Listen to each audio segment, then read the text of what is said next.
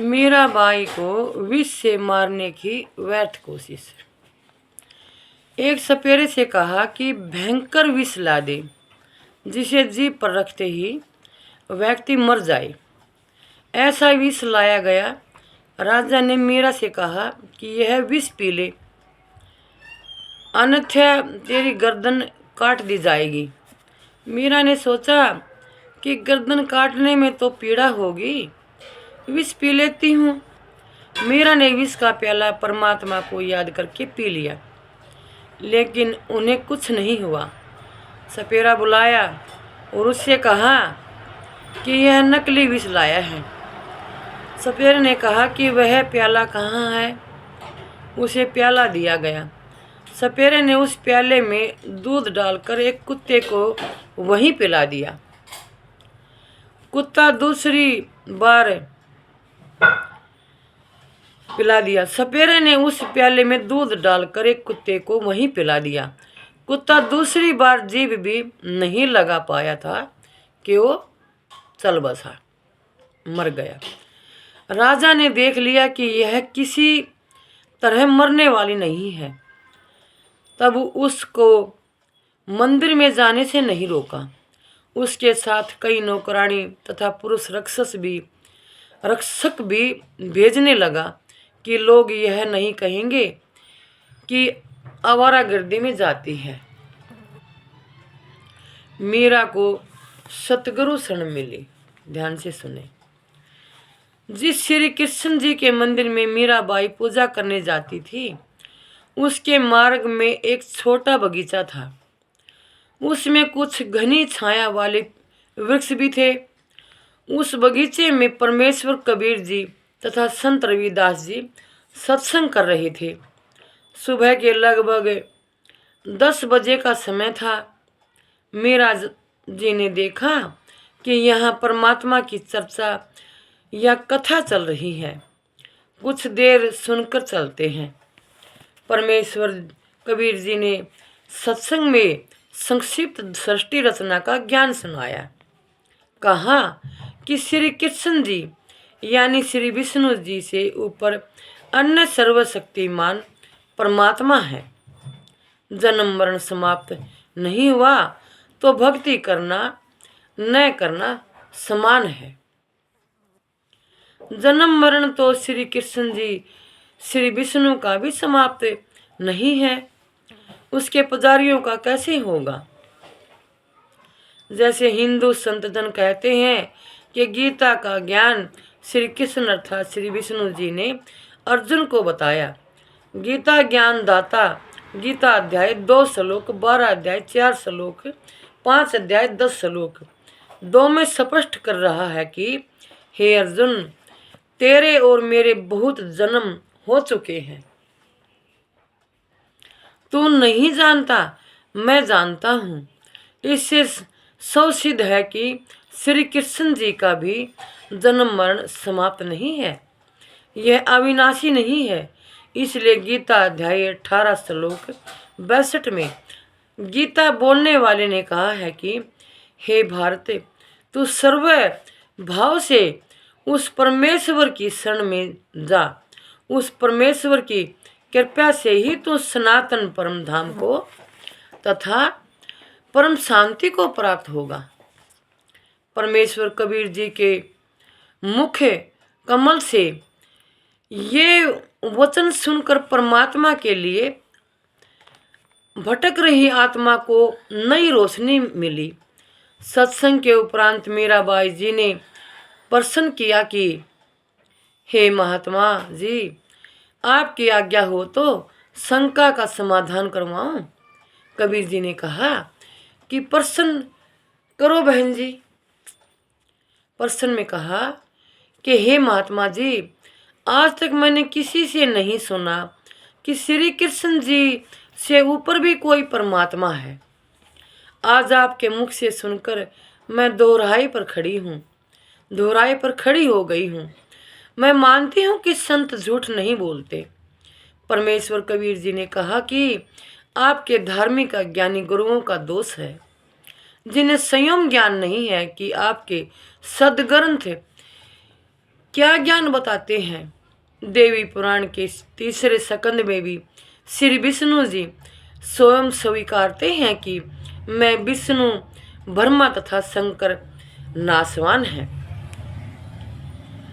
हमारा आविर्भाव जन्म तथा तिरोभाव मृत्यु होता रहता है। लेख समाप्त। मीराबाई बोली कि महाराज जी, भगवान श्री कृष्ण मुझे साक्षात दर्शन देते हैं, मैं उनसे संवाद करती हूँ। कबीर जी ने कहा कि हे मीराबाई जी, आप एक काम करो, भगवान श्री कृष्ण जी से ही पूछ लेना कि आपसे ऊपर भी कोई मालिक है। यदि श्री कृष्ण जी से भी ऊपर कोई परमात्मा है तो रात्रि में मीरा जी ने भगवान श्री कृष्ण जी का आह्वान किया। त्रिलोकीनाथ प्रकट हुए। मीरा ने अपनी शंका के समाधान के लिए निवेदन किया कि हे प्रभु, क्या आपसे ऊपर भी कोई परमात्मा है। एक संत ने सत्संग में बताया है कि श्री कृष्ण जी ने कहा कि मीरा, परमात्मा तो है परंतु वह किसी को दर्शन नहीं देता। हमने बहुत समाधि व साधना करके देख ली है। मीराबाई जी ने सत्संग में परमात्मा कबीर जी से यह भी सुना था कि उसे पूर्ण परमात्मा को मैं प्रत्यक्ष दिखाऊंगा। सत्य साधना करके उसके पास सतलोक में भेज दूंगा।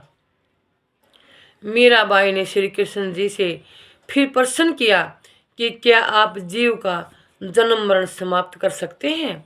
श्री कृष्ण जी ने कहा कि यह संभव नहीं है।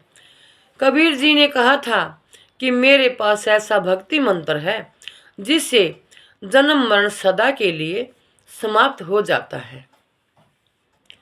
यह परम धाम प्राप्त होता है, जिसके विषय में गीता अध्याय 15 श्लोक में 4 में कहा है कि तत्व ज्ञान तथा तत्वदर्शी संत की प्राप्ति के पश्चात परमात्मा के उस परम धाम की खोज करनी चाहिए, जहां जाने के पश्चात साधक फिर लौट कर नहीं आता।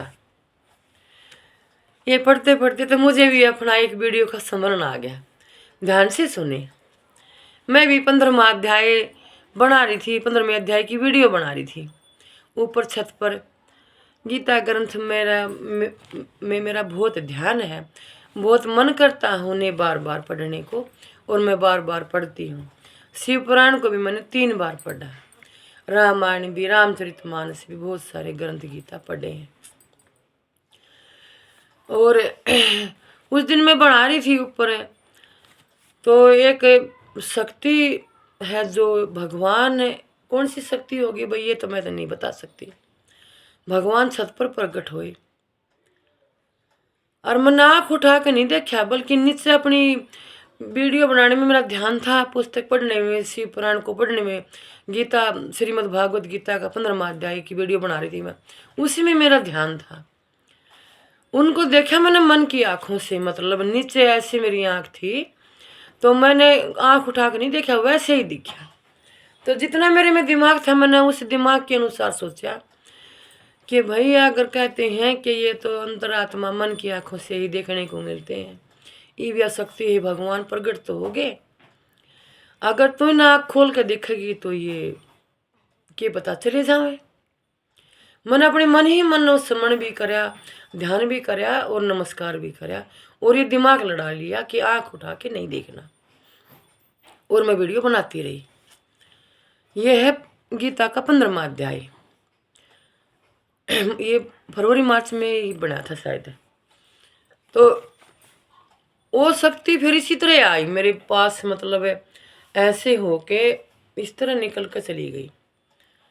तो मैंने सोचा, मैं कहा भैया तो ये भी इस तरह निकल कर गई है शक्ति, ये तो जरूर वीडियो में आई होगी, क्योंकि इससे अभी इस समय कैमरे के सामने की कोई चीज़ आओगी, वस्तु आओगी तो फोटो में ज़रूर आओगी, वीडियो में साथ आओगी। मैं कहा ये तो वीडियो में ज़रूर आओगी। ऐसा मेरा ध्यान, मतलब, और कुछ देर तक मेरे ऊपर अच्छा धुआं सा, मतलब नू जैसे ओस पड़ा करे इस तरह नू रहा मेरे ऊपर काफ़ी देर, कई सेकंड तक। वारी सफाई सी आई तो मैं लगी रही, और मालिक ने कुछ ऐसा आशीर्वाद करा कि गिले गिले मैं भूल गई, मेरे कुछ नहीं याद रहा कि ऐसा कुछ हुआ था। अगले दिन शाम को 4 बजे मैंने ध्यान आया तो मैंने वो वीडियो देखी, तो उसमें वो साक्षात में वो दर्शन हो सकती है, मतलब इस तरह आके ने चली गई। तो भाई ऐसा जो 15वें अध्याय में है ये बात है, ये बिल्कुल मेरे जीवन में सच हुई है ये बात है। तो 15वें अध्याय में गीता का 15वां अध्याय की वीडियो बनाई थी मैंने, मार्च अप्रैल की बात है। आप दर्शक जरूर देखना उसे। भाई मैंने इन आँखों से दर्शन किए हैं, मन की आँखों से। तुम इस वीडियो में शक्ति को देखना, इतनी ही वीडियो चली जाती है, पूरी हो जाती है, तब आती हो सकती, इस तरफ से इस तरफ जाती है। तो आगे क्या कहते हैं कि सत्य साधना करके उसके पास सत्यलोक में भेज दूंगा। मीराबाई ने श्री कृष्ण जी से फिर प्रश्न किया कि क्या आप जीव का जन्म मरण समाप्त कर सकते हो? श्री कृष्ण जी ने कहा कि यह संभव नहीं है। कबीर जी ने कहा था कि मेरे पास ऐसा भक्ति मंत्र है जिससे जन्म मरण सदा के लिए समाप्त हो जाता है। वह परमात्मा, वह परम धाम प्राप्त होता है, जिसके विषय में गीता अध्याय 15 श्लोक 4 में कहा गया है कि तत्व ज्ञान तथा तत्वदर्शी संत की प्राप्ति के पश्चात परमात्मा के उस परम धाम की खोज करनी चाहिए, जहाँ जाने के पश्चात साधक फिर लौटकर संसार में कभी नहीं आते। उसी एक परमात्मा की भक्ति करो। मीराबाई ने कहा कि हे भगवान श्री कृष्ण जी, संत जी कह रहे थे कि मैं जन्म मरण समाप्त कर देता हूँ, अब मैं क्या करूँ? मुझे तो पूर्ण मोक्ष की चाह है। श्री कृष्ण जी बोले कि मीराबाई, आप उस संत की शरण ग्रहण करो, अपना कल्याण कराओ। मुझे जितना ज्ञान था वह बता दिया। मीराबाई अगले दिन मंदिर नहीं गई, सीधी संत जी के पास अपनी नौकरानियों के साथ गई तथा दीक्षा लेने की इच्छा व्यक्त की तथा श्री कृष्ण जी से हुई वार्ता भी संत कबीर जी से साझा की। उस समय छुआछूत चरम पर थी। ठाकुर लोग अपने को सर्वोत्तम मानते थे। परमात्मा मान बढ़ाई वाले प्राणी को कभी नहीं मिलता। मीराबाई की परीक्षा के लिए कबीर जी ने संत रविदास जी से कहा कि आप मीरा राठौर को प्रथम मंत्र दे दो, यह मेरा आपको आदेश है। संत रविदास जी ने आज्ञा का पालन किया। संत कबीर परमात्मा जी ने मीरा से कहा कि बहन जी, वो बैठे संत जी, उनके पास जाकर दीक्षा ले ले। बहन मीरा जी तुरंत रविदास जी के पास गई और बोली, संत जी दीक्षा देकर कल्याण करो। संत रविदास जी ने बताया कि बहन जी, मैं चमार जाति से हूँ, यानी रविदास हूँ। आप ठाकुरों की बेटी हो, आपके समाज के लोग आपको बुरा भला कहेंगे, जाति से बाहर कर देंगे। आप विचार कर ले। मीराबाई अधिकारी आत्मा थी, परमात्मा के लिए मर मिटने के लिए सदा तत्पर रहती थी। बोली, संत जी आप मेरे पिता, मैं आपकी बेटी, मुझे दीक्षा दे दो। भाड़ में पड़ो समाज, कल को कुतिया बनूंगी तब यह ठाकुर समाज मेरा क्या बचाव करेगा। सत्संग में बड़े गुरुजी कबीर जी ने बताया है कि कबीर कुल करनी के कारणे हंसा गया भिगोए, तब कुल क्या कर लेगा जब 4 पाँव का होए। तब संसार क्या कर लेगा। तो इस तरह की कबीर वाणी है, हमने अच्छी शिक्षा ग्रहण करनी चाहिए। हम उस सत्संग में नहीं जा सकते, हम ये पुस्तक उनके ग्रंथ तो पढ़ सकते हैं, गीता ग्रंथ तो पढ़ ही सकते हैं। तो कबीर वाणी से अच्छी शिक्षा ग्रहण करें, जिसके पढ़ने से मन को सुकून मिलता है, अच्छी शिक्षा मिलती है। ऐसा लगता है जैसे ज़िंदगी की भाग दौड़ खत्म हो गई और हमें सब कुछ मिल गया। हमने भी 20 वर्ष पहले शिवपुराण के बाद जब ये देखा कि गुरु जरूरी है, हमारे भी मन में ये बात आई कि हमें गुरु मिले। हमें चंद्रभान मिला, उसने अपना चंद्रभान नाम बताया। वापसी करते समय कहा कि तू मेरी धर्म बहन के समान है, और मैं तेरा धर्म भाई हूँ। उसके बाद मन उसके कभी दर्शन नहीं हुए। मन को इसी शांति मिली, उसके बाद सारी भाग दौड़ खत्म होगी। शांतिपूर्ण अपने स्थान मकान में रह रहे हैं और अपना मन भी खुश रहता है और सब कुछ बढ़िया है। नमः शिवाय। जहाँ मेरे गुरु हो बढ़िया हो और हमें भी आशीर्वादों के पात्र बना कर रखे। नमः शिवाय।